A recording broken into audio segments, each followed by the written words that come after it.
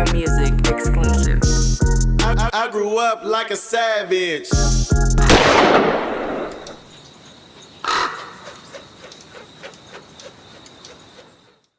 Boom, boom, boom.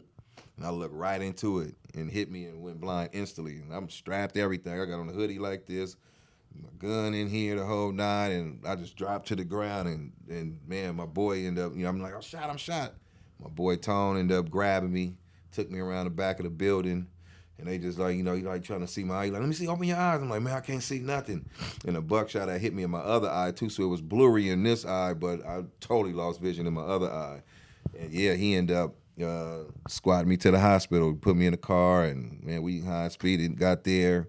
And yeah, they ended up like, all the buckshots had hit me all on the side of my face, and it was just like, they got all of them, most of them out. I still got a couple in my neck and the back of my head that be giving me migraines, but they were just like, yeah, tore your retina up. We got to get it out because it's going to start, it's going to cause an infection that's going to fuck up your other eye. So, yeah, they had to remove it right away. You know what I mean? So, yeah, it was just ugly. What's crazy is like your whole life, you know what I'm saying, is it's a book, of course, and it's like for at your expense for our entertainment. Right. You know what I'm saying? Right. Like, Real but shit. it's not like, you here to tell your story, so you're a survivor. Real talk. It's not being exploited. It's being told by you. Exactly. That's what I try to get off to a lot of these dudes. Like, exactly. nigga, these stories you need to be telling. Like, yeah, it's inspiration. You know what I mean? Because 50 did a movie when he was the hottest thing going, right? And now he's doing a show based on his life. Like, right. These are what all of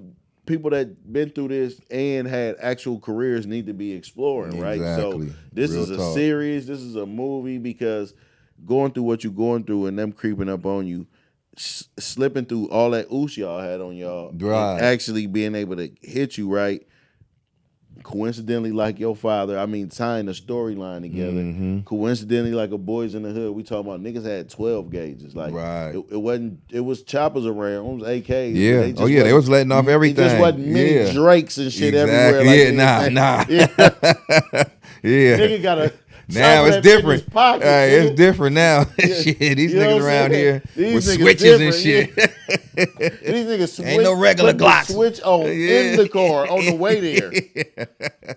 That's real, bro. Nigga, this turn your is shit to different. a fully on the way. On the way. Niggas still had 38s and shit back then.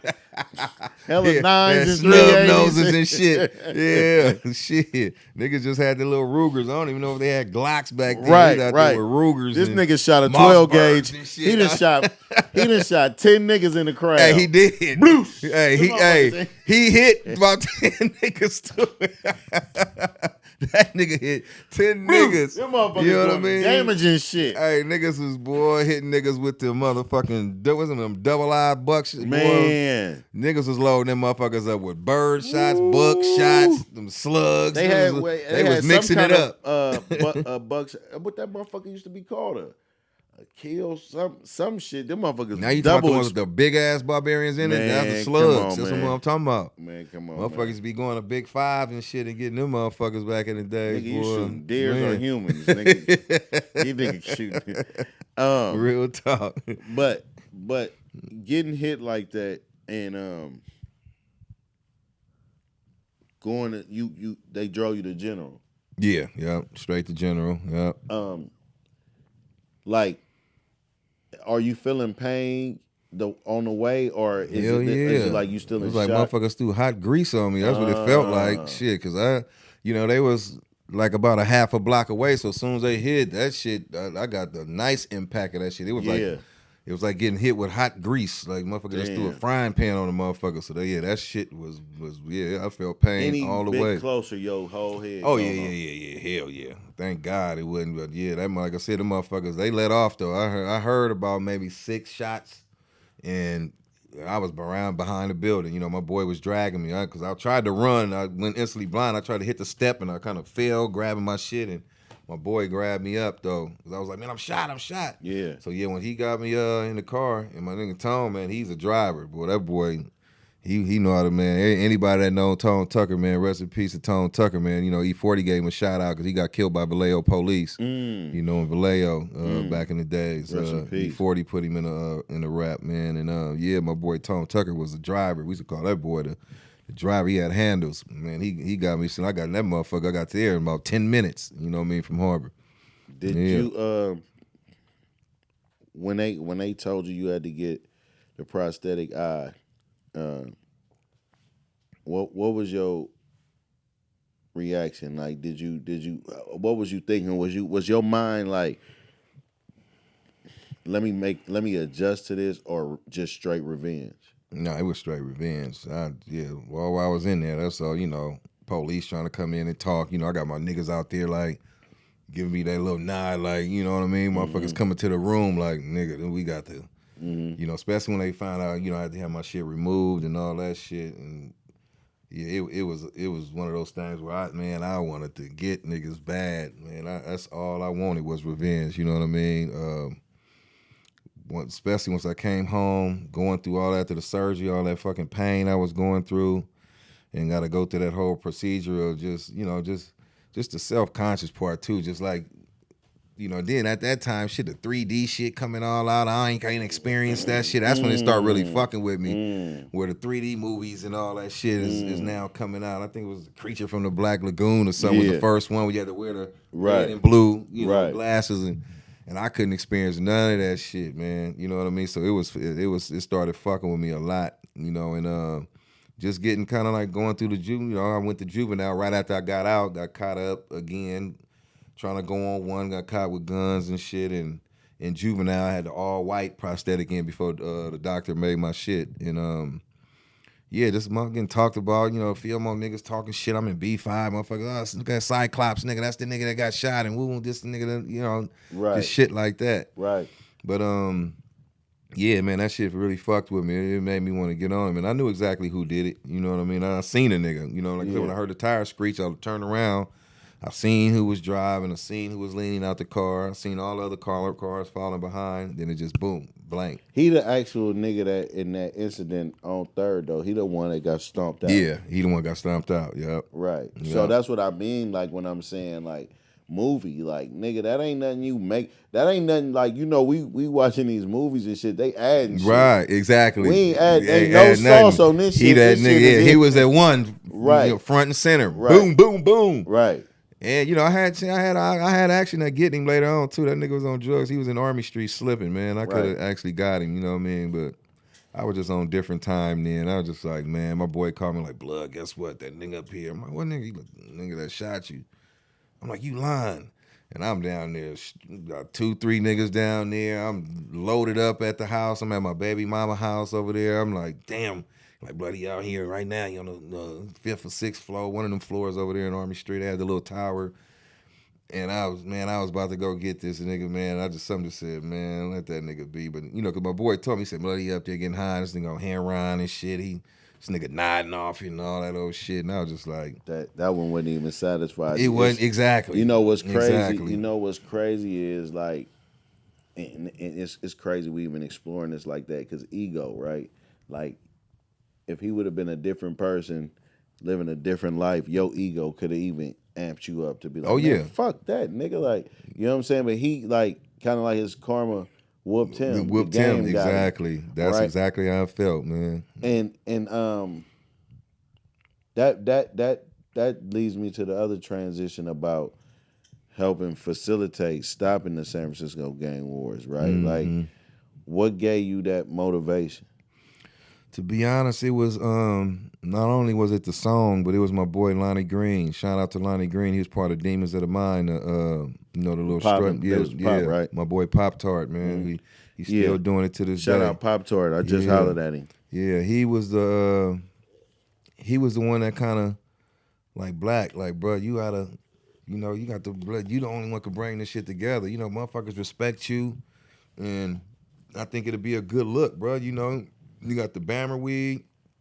That shit is blowing up right now. You know, you got everybody loving it. I think right now, bro, you need to like, holla at him, bro. I got access to niggas over there because Lonnie was from Fillmore, but he stayed on Harbor, and we loved his mama, we loved him. He was like one of the only dudes besides probably like Rappin' Forte who was able to go back and forth.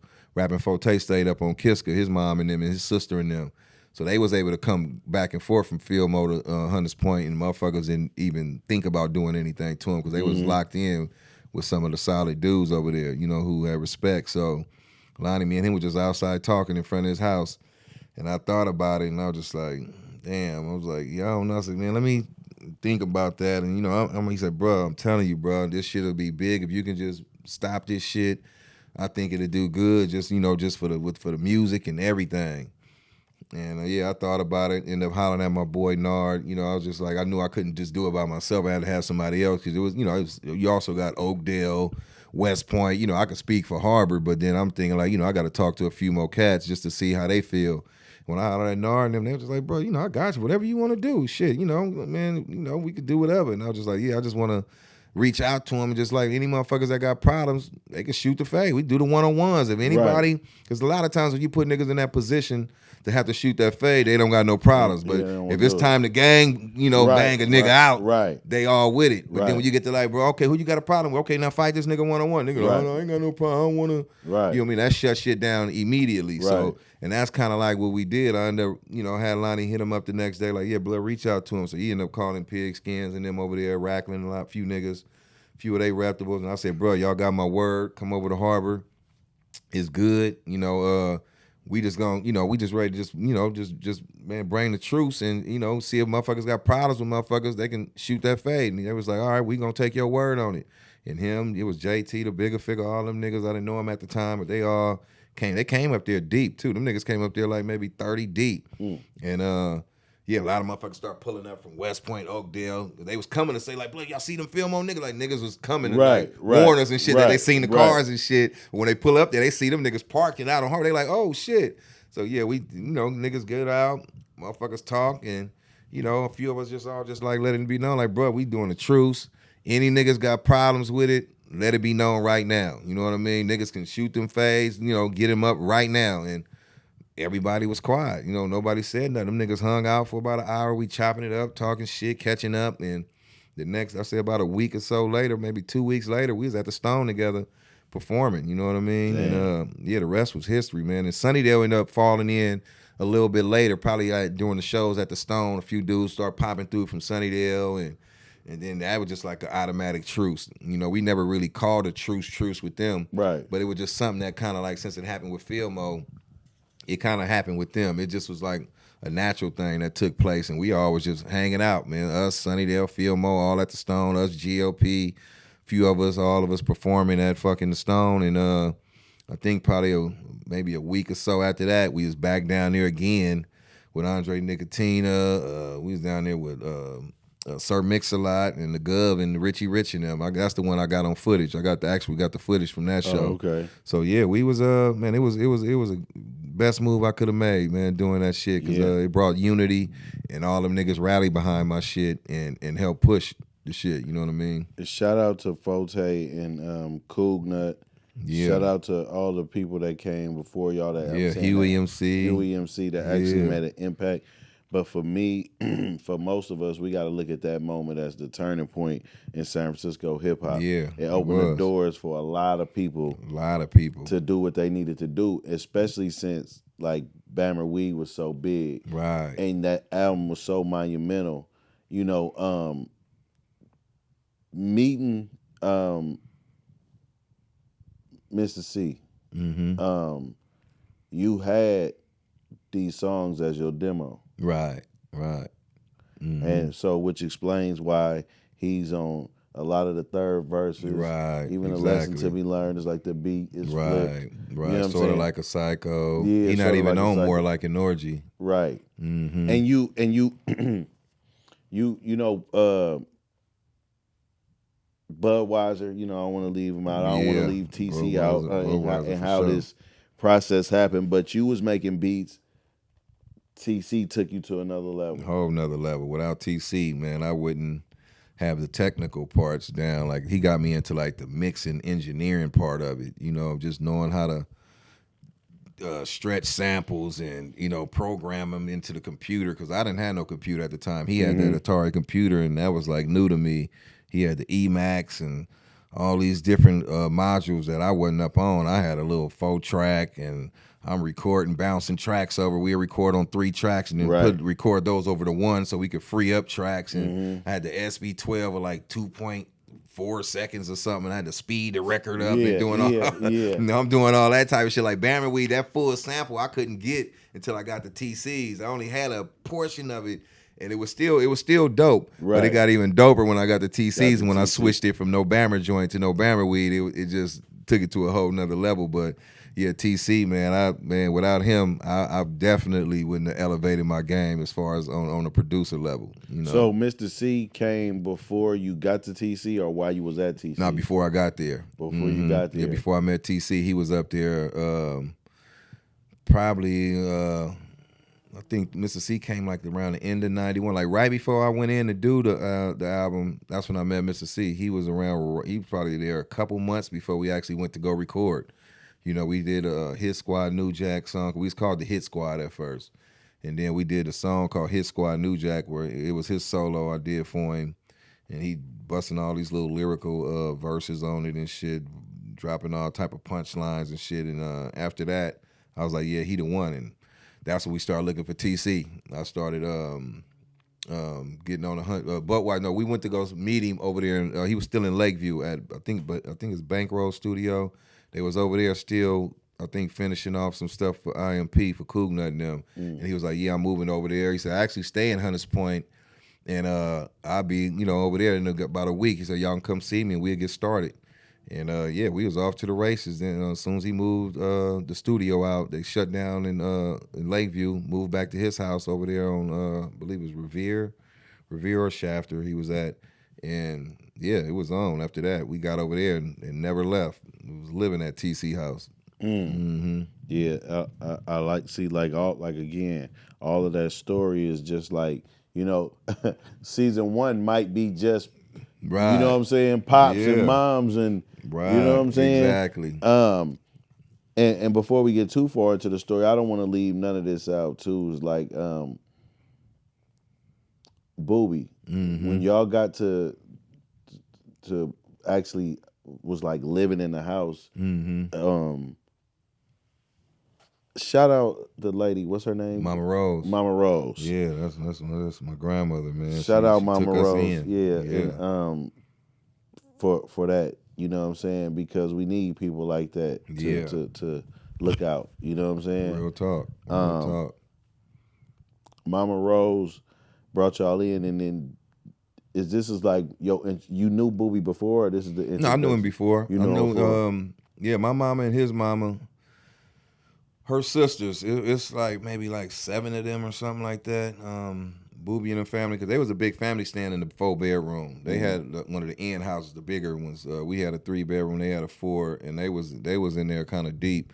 And my mom went to school with they grew up together, so that's why we kind of grew up kind of calling each other cousins. You know what I mean? Already. So and Mama Rose took my mom in when she moved to Harbor Road.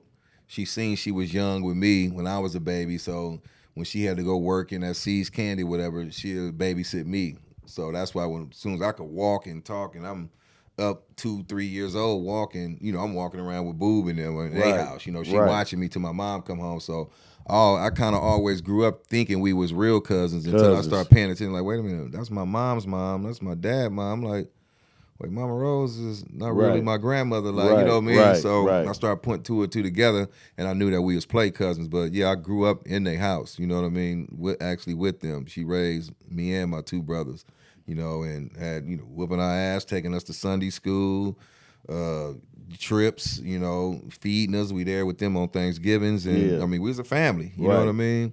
So yeah, it was. It was love, man, nothing but love. Mama Rose didn't treat us no different than she treated them. Yeah, and when I'm talking about, like I said, when I'm talking about chapters and or seasons, I'm thinking that it'll be long before you'll be still there before you get out of the first. Right. You know what I'm saying? There's a lot going on. Yeah, we could deep dive into that for real. Yeah. You know what I'm saying? And so now that you have Bammer joint, right? Bammer weed, it's getting airplay. Y'all all over the radio. You know, I think y'all might have did 300 independent. Yeah, we had to be at that because we sound scanned. We was at like 270 something. That's when we checked sound scan. See, before the sound scan, we had sold a bunch of units that was just at mom and pop stores that wasn't getting sound scans. See, there was only records of the Camelots and warehouses and shit like that at the time. You know what I mean? T.Y. Towers. That's where we got ours. Exactly. But like I think later on, maybe the creative music on Ocean probably ended up getting the machine later, but they didn't have it. Record shop, a lot of the stores that was moving our units when we first went over there to Jason, they wasn't accounted for. So it's only when the sound scan, we only really counting the sound scan, you know what I mean? Right. Yeah, we was about a little under 300. Yeah. You know what I mean? The last time we had checked with, before we fell out with Jason, but I know it's way more than that. You know what I mean? You don't actually know that motherfucker gold. Really, exactly. right? I believe it is. Yeah. I believe it's gold for sure. You know what I mean? But we try to get them shipping reports, and that's when we got a real manager and we started trying to get access to the shipping reports. He like, look, he trying to show y'all just only the sound scan, and then he trying to, make up these little reports that he done had his secretary making it back. Right. Look, this is what we gonna do. When we go up in there, let me do the talking. I'm finna try to get them shipping reports. So when we went in there and started asking about the mechanical royalties, and he got his eyes got all bucked and shit. And he like, yeah, we want to see the shipping reports, Jason. We don't want to see nothing about. I don't want you bringing out these reports showing what was sold and what was returned. Your secretary could have printed this shit out. You know what I mean? On Excel or something. So once he asked for that, he was like, man, you got to give me time. He said, that's something that you can just go back there and get. That's going to tell us what you pressed up total and what you shipped out, what was returned, and all that. Then we'll handle all the reserves because it was always like, oh, we got a 25% reserve. We got to hold back and all this shit. And my manager was like, man, he ain't holding back no reserves. He just used that to hold back 25% of y'all money. You know what I mean? So once we got to doing that, we seen how he started acting, and it just blew up that day. That's when we went off on his ass, and yeah, it got ugly. Our relationship was ugly from that day forward, man. It just was never the same because he did not want us to see no shipping reports. He was telling us to come back because he wanted to make them up. You know what I mean? Of course. He wanted to go create some shit. Motherfuckers. Exactly. He like, I can't let these niggas see this shit. They gonna want their chalupas for real. For sure. They all blue. I'm just trying to stay racked up like you. Put an 8 in a 1 and do magic. Tryna stretch hair on like elastic. Eco-friendly drug dealer, I don't waste no plastic. Use all 4 corners of that baggie. All I ever wanted was a bankroll. So I pull up on Champ before the bank close. Say no to stank hoes and stank clothes. No paramedic pimpin', nigga, we don't save hoes. Yeah, rest in peace to Lil' M.